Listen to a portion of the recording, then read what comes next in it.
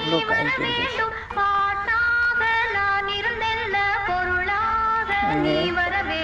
காலை வணக்கம். பாருங்கள், கத்திரிக்காய், பச்சை மிளகா, கருவேப்பிலை, வெண்டைக்காய், தக்காளி எல்லாம் பறிச்சிருக்கு.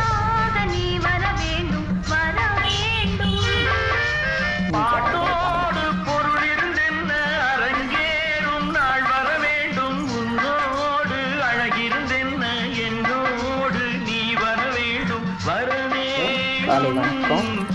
இவ்வளோ கத்திரிக்காய் பாருங்கள், வெண்டைக்காய், தக்காளி, கருவேப்பிலை, பச்சை மிளகா, சமையலுக்கு.